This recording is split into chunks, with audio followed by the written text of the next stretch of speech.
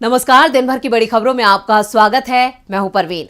आज इस बुलेटिन में बात होगी राजस्थान में हुए रिकॉर्ड मतदान की, तेलंगाना में राहुल गांधी की एंट्री से तेज हुए चुनाव प्रचार की, पीएम मोदी को लेकर सोनिया गांधी के खुलासे की, भूपेश बघेल को लेकर बुरी फंसी ईडी की। इसके साथ ही देखेंगे कि जाने माने कार्टूनिस्ट इरफान की किस खबर पर पड़ी तिरछी नजर, और बुलेटिन के आखिर में बात चुनावी चंदे में हुए बड़े इजाफे की। इसके अलावा और भी कई बड़ी खबरों से आपको करवाएंगे रूबरू, लेकिन तमाम बड़ी खबरों से पहले एक नजर सुर्खियों पर। उत्तरकाशी टनल में रेस्क्यू रुका, अब वर्टिकल ड्रिलिंग होगी। एक्सपर्ट बोले ऑगर मशीन टूटी, श्रमिकों की सुरंग से बाहर आने का इंतजार और बढ़ा, कल से मैनुअली होगी ड्रिलिंग। पीएम मोदी ने तेजस फाइटर प्लेन में उड़ान भरी, कहा गजब का एक्सपीरियंस था, देश की स्वदेशी क्षमताओं पर भरोसा जताया। सुप्रीम कोर्ट से सीएम जगन मोहन रेड्डी की जमानत खारिज करने की मांग, कोर्ट ने आंध्र के सीएम और सीबीआई को भेजा नोटिस, आय से अधिक संपत्ति का है मामला। सीबीआई ने महुआ मोइत्रा के खिलाफ कैश फॉर क्वेरी मामले में जांच शुरू की, प्रारंभिक जांच के तहत सीबीआई महुआ को नहीं कर सकती है गिरफ्तार। ये तो थी सुर्खियां, और अब बात आज की सबसे बड़ी खबर की। राजस्थान विधानसभा चुनाव के लिए आज 199 सीटों पर वोटिंग हुई। ये पहली बार है जब विधानसभा चुनाव के लिए वोटिंग 9 घंटे के बजाय 11 घंटे हुई। वोटिंग सुबह 7 बजे से शुरू हुई और शाम 6 बजे तक जारी रही। राजस्थान में 1863 उम्मीदवारों की किस्मत आज ईवीएम में कैद हो गई। तो आज राजस्थान में कितने फीसदी हुआ मतदान, देखते हैं इस रिपोर्ट में। राजस्थान में आज विधानसभा चुनाव के लिए शांतिपूर्वक मतदान हो गया। शाम 6 बजे तक राज्य में 72% के करीब मतदान हो चुका है। कई मतदान केंद्रों पर देर शाम तक वोटरों की लाइन लगी हुई थी। ऐसे में उम्मीद है कि वोटिंग 74% के करीब तक पहुंच सकती है। सुबह के समय कई स्थानों पर ईवीएम में खराबी की खबरें सामने आई थी, लेकिन उन्हें जल्द ही बदल दिया गया। कुछ स्थानों पर टकराव की खबरें भी सामने आई। भीलवाड़ा की मांडल विधानसभा सीट से कांग्रेस प्रत्याशी रामलाल जाट पर हमले की कोशिश के आरोप में एक व्यक्ति को हिरासत में लिया गया। धौलपुर की बाड़ी विधानसभा सीट पर एक बूथ पर गोली चलने की खबर भी आई, लेकिन मतदान प्रभावित नहीं हुआ। फतेहपुर शेखावटी के बोची भवन के पास कांग्रेस और बीजेपी के कार्यकर्ता आपस में भिड़ गए। खबर मिलते ही पुलिस मौके पर पहुंची और स्थिति को बिगड़ने नहीं दिया। राज्य की 200 में से 199 सीटों पर आज वोटिंग हुई। श्री गंगानगर की करणपुर सीट पर कांग्रेस उम्मीदवार गुरमीत सिंह कुन्नर की प्रचार के दौरान जान चले जाने के कारण यहां चुनाव स्थगित कर दिया गया था। आज हुए मतदान में सबसे ज्यादा वोट जैसलमेर जिले में 80%, तो सीकर में सबसे कम 67% वोटिंग हुई। जिन सीटों पर सबसे ज्यादा वोटिंग हुई उनमें तिजारा सीट पर 84% से ज्यादा वोटिंग हुई। सीएम अशोक गहलोत की सीट सरदारपुरा में 66%, वसुंधरा के चुनाव क्षेत्र झालरापाटन में 73%, टोंक में 73% वोटिंग हुई। टोंक से सचिन पायलट चुनाव लड़ रहे हैं। वोटिंग के बाद कांग्रेस ने 150 सीटों पर जीत का दावा किया, तो बीजेपी की ओर से भी इतनी ही सीटों पर जीत का दावा किया गया है। लेकिन किसका दावा सच होगा, ये 3 दिसंबर को साफ हो जाएगा। वोटिंग के बाद राजस्थान में अब उम्मीदवारों की दिल की धड़कनें बढ़ गई हैं। धड़कनें तो सीएम केसीआर की भी बढ़ी हुई हैं। तेलंगाना में राहुल गांधी की एंट्री हो चुकी है। आज राहुल गांधी ने जमकर बीआरएस और बीजेपी पर निशाना साधा, जिससे सत्ता पर काबिज केसीआर की परेशानी बढ़ गई है। तेलंगाना में इस बार बीआरएस की सरकार संकट में दिखाई दे रही है। कांग्रेस तेजी से मजबूत हुई है, तो बीजेपी भी पूरा जोर लगा रही है। कांग्रेस को सबसे ज्यादा उम्मीद राहुल गांधी से लगी है। भारत जोड़ो यात्रा के बाद राहुल गांधी तेलंगाना में जबरदस्त रूप से लोकप्रिय हो चुके हैं। आज वो तेलंगाना के निजामाबाद पहुंचे, जहां उन्होंने बीआरएस की सरकार को घेरते हुए कहा कि सीएम के चंद्रशेखर राव के परिवार के हाथ में सबसे ज्यादा पैसे बनाने वाली मिनिस्ट्री है। सबसे ज्यादा पैसा जमीन, शराब, खनन से बनाया जाता है। ये तीनों मंत्रालय केसीआर के परिवार के हाथ में हैं। अगर आप भ्रष्ट नहीं होते, ये तीनों मंत्रालय आपके परिवार के हाथ में नहीं होते। कांग्रेस नेता ने कहा कि सबने तेलंगाना का सपना देखा था और सोचा था कि यह जनता की सरकार बनेगी, लेकिन केसीआर ने एक परिवार की सरकार बना दी। कालेश्वरम प्रोजेक्ट में उन्होंने 1 लाख करोड़ रुपए की चोरी की। मैंने खुद जाकर देखा है कि बांध के खंभों में दरारें आ चुकी हैं। राहुल गांधी ने बीआरएस सरकार पर कट मनी की सरकार होने का आरोप लगाते हुए कहा कि दलित बंधु स्कीम में उनके विधायक 3 लाख रुपए कट लेते हैं। दूसरी ओर प्रियंका गांधी भी आज तेलंगाना में थी। प्रियंका ने कहा कि तेलंगाना को किसानों, बहनों, युवाओं ने अपनी मेहनत से बनाया, लेकिन यहाँ बीते 10 साल से केसीआर की भ्रष्ट सरकार चल रही है। आज हमारी सरकार जहाँ भी है वहाँ हमने लोगों को रोजगार दिया है, जनता का धन उनके हाथ में दिया है। दूसरी ओर बीजेपी राजस्थान के बाद तेलंगाना में भी हिंदुत्व का कार्ड खेलती दिखाई दे रही है। योगी ने कहा कि आज राज्य में तुष्टीकरण की राजनीति देखी जा रही है। तेलंगाना में मुस्लिम आरक्षण की घोषणा की जाती है, जो दलित और पिछड़े और आदिवासी के हक को काट कर दिया जाएगा। सीएम केसीआर के लिए अपनी सत्ता बचाना मुश्किल नजर आ रहा है। इधर मुश्किलें सोनिया गांधी ने बीजेपी सरकार की बढ़ा दी हैं।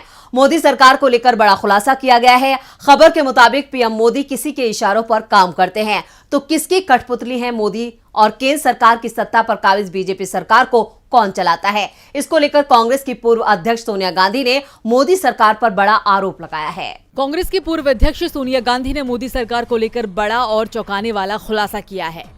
राष्ट्रीय सलाहकार परिषद को लेकर सोनिया गांधी ने कहा कि ये कोई दूसरा पावर सेंटर नहीं था, बल्कि प्रधानमंत्री को सलाह देने वाली एक समिति थी। सोनिया गांधी ने एक आने वाली किताब के लेख में एनएसी को लेकर सफाई दी, तो वहीं मौजूदा मोदी सरकार पर गंभीर आरोप भी लगाए।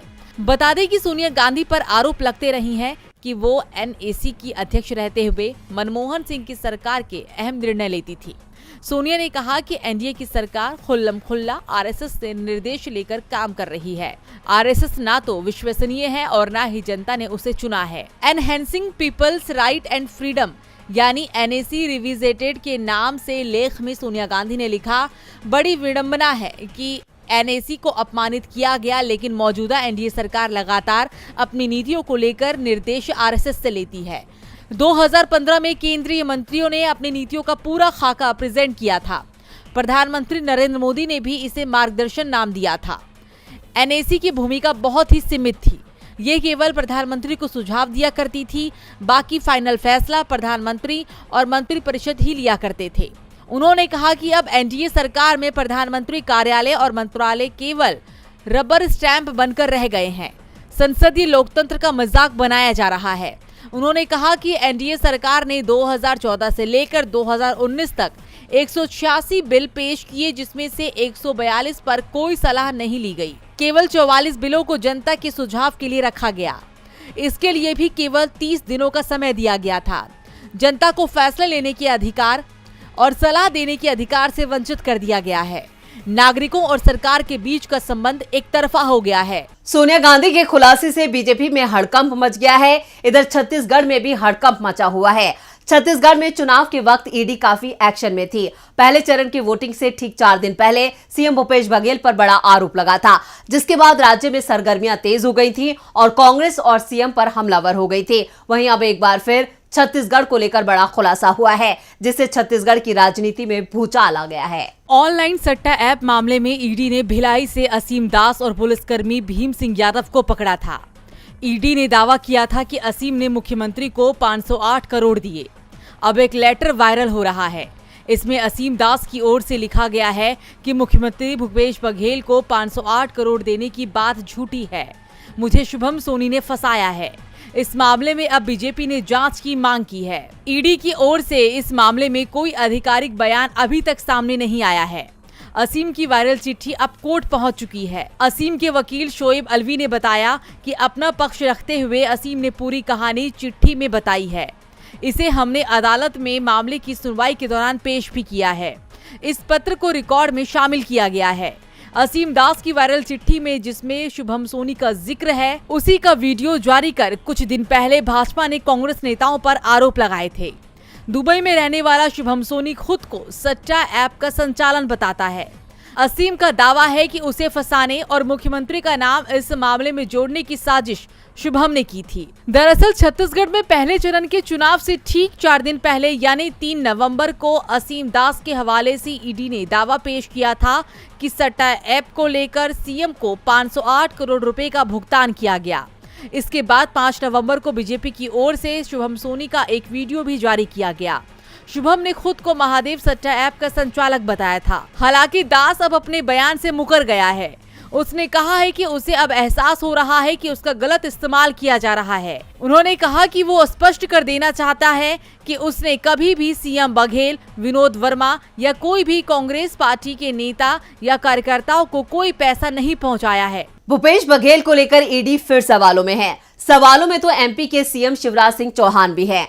मध्य प्रदेश में 17 नवंबर को विधानसभा चुनाव के लिए मतदान हुआ था, जिसके नतीजे 3 दिसंबर को घोषित होंगे। लेकिन इस बीच शिवराज सरकार को लेकर एक ऐसी खबर आई है जिससे हर कोई हैरान है। तो क्या है पूरी खबर, देखते हैं इस रिपोर्ट में। मध्य प्रदेश में 230 सीटों पर 17 नवंबर को मतदान पूरा हो चुका है और अब हर किसी को चुनाव नतीजों के लिए 3 दिसंबर का इंतजार है। लेकिन चुनाव नतीजों से पहले शिवराज सरकार करोड़ों का कर्ज लेने जा रही है। दरअसल 28 नवंबर को मध्य प्रदेश सरकार 2000 करोड़ का कर्ज लेगी। हालांकि इस साल अब तक सरकार 38,500 करोड़ रुपए का कर्ज ले चुकी है। आपको बता दें कि मध्य प्रदेश विधानसभा चुनाव की आचार संहिता लगने के बाद प्रदेश सरकार 3 बार कर्ज ले चुकी है। मध्य प्रदेश में 9 अक्टूबर को चुनावों के ऐलान के तुरंत बाद आदर्श आचार संहिता लागू हुई थी। हालांकि शिवराज सरकार ने अक्टूबर महीने में 4,000 करोड़ रुपए का कर्ज लिया है, जबकि सितंबर महीने में सरकार ने 4,500 करोड़ रुपए का कर्ज लिया। पिछले 2 साल में ही मध्य प्रदेश सरकार 1 लाख करोड़ का कर्ज ले चुकी है। दावा किया जा रहा है कि नई सरकार के गठन की व्यवस्थाओं के लिए मुख्यमंत्री ने लाडली बहना योजना के भुगतान के लिए ये कर्ज लिया है, लेकिन चुनाव नतीजे घोषित होने से पहले करोड़ों का कर्ज लेना कई सवालों को खड़ा कर रहा है। सीएम शिवराज सिंह ने एमपी को कर्जे में डुबो दिया है। इधर पाकिस्तान भी कर्जे के बोझ तले दबा हुआ है, लेकिन उसने भारत को बड़ी मात दी है। पाकिस्तान आर्थिक मोर्चे पर मुश्किलों का सामना कर रहा है। कार्यवाहक सरकार चल रही है, राजनीतिक हालात भी अच्छे नहीं हैं, लेकिन फिर भी वो कई मोर्चों पर भारत पर भारी पड़ता दिख रहा है, खासतौर पर विदेश नीति को लेकर। और अब उसने भारत को यूएन के चुनाव में जबरदस्त शिकस्त देकर मोदी सरकार की विदेश नीति पर सवालिया निशान लगा दिया है। तो किस चुनाव में भारत पर भारी पड़ा पाकिस्तान, देखते हैं इस रिपोर्ट में। भारत और पाकिस्तान अक्सर संयुक्त राष्ट्र के मंचों पर अलग अलग मुद्दों को लेकर भिड़ते ही रहते हैं, लेकिन अभी तक यूएन में जब भी भारत और पाकिस्तान आमने सामने हुए, जीत भारत को ही मिली। लेकिन मोदी सरकार की विदेश नीति के चलते अब हालत बदलते दिखाई दे रहे हैं। शुक्रवार को यूनेस्को के कार्यकारी बोर्ड के उपाध्यक्ष पद के लिए हुए चुनाव में जो हुआ वो काफी हैरान और परेशान करने वाला था, क्योंकि इस चुनाव में पाकिस्तान ने भारत को मात दी। और सबसे बड़ी बात, चुनाव पूरी तरह से एक तरफा दिखाई दिया। भारत के जिन देशों से अच्छे संबंध हैं, उन्होंने भी पाकिस्तान के पक्ष में मतदान कर मोदी सरकार की विदेश नीति को आईना दिखा दिया। यूनेस्को के कार्यकारी बोर्ड के उपाध्यक्ष पद पर पाकिस्तान को 2023 से 2025 के लिए एशिया प्रांत ग्रुप की ओर से उपाध्यक्ष बना दिया गया है। हैरानी की बात यह है कि चुनाव में भारत और पाकिस्तान दोनों ही देश आमने सामने थे। वोटिंग के दौरान 58 सदस्यीय कार्यकारी बोर्ड में से 38 ने पाकिस्तान को वोट दिया, वहीं भारत को सिर्फ 18 वोट मिले, जो मोदी सरकार की विदेश नीति की विफलता को दिखा रहे हैं।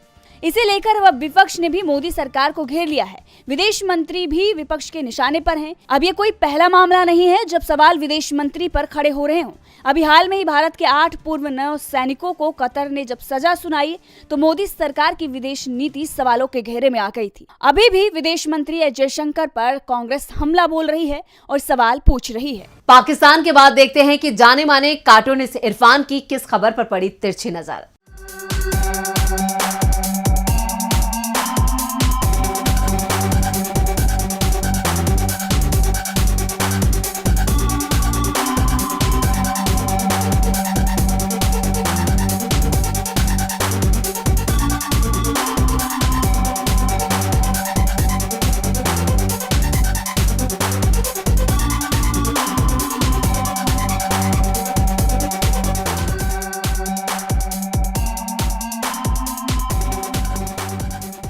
योग गुरु से व्यापारी बने बाबा रामदेव की दवाइयों के विज्ञापनों के ऊपर सुप्रीम कोर्ट ने सख्त ऐतराज किया है। उसने कहा है कि इस तरह के विज्ञापन अगर भविष्य में भी आते रहे तो हर दवाई के हिसाब से 1 करोड़ रुपए का जुर्माना होगा। तो अब क्या होगा? ये वही तो विज्ञापन थे जो कि लोगों के अंदर एक भ्रम पैदा करते थे और बीमार को बहकाया करते थे। इस तरह के विज्ञापन जो गोदी मीडिया को भी चुप करा के रखते।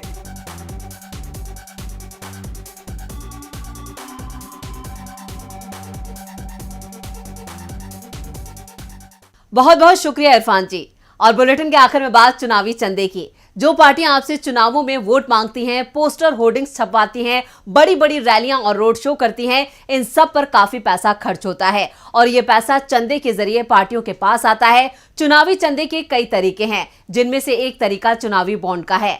चंदा देने वालों की जानकारी गोपनीय रखी जाती है, इसके लिए ये बॉन्ड लाया गया था, लेकिन इस पर पहले ही दिन से सवाल उठ रहे हैं। तो क्या है पूरी खबर, देखते हैं इस रिपोर्ट में। सियासी चंदे के लिए इलेक्टोरल बॉन्ड का सीक्रेट रूट कॉर्पोरेटर्स को भी भा रहा है। इसके 2 कारण हैं। पहला, बॉन्ड में पैसे देने वाले की पहचान गुप्त रहती है। दूसरा, चंदे की रकम की कोई सीमा नहीं है। 2018 में इलेक्टोरल बॉन्ड आने के बाद से ही राजनीतिक पार्टियों को चंदे की लगभग 77% रकम इसी से मिल रही है। चेक और डोनेशन के बाकी खुले रास्ते से चंदा लगातार कम हो रहा है। स्कीम लागू करने के बाद 2018 और 19 में 20,000 से अधिक के 3,491 करोड़ रुपए के चंदे में से 2,539 करोड़ बॉन्ड से मिला है। चुनावी साल 2019 और 20 में 77% और 2021 और 22 में 2,665 करोड़ इलेक्टोरल बॉन्ड से राजनीतिक पार्टियों को पैसे हासिल हुआ है।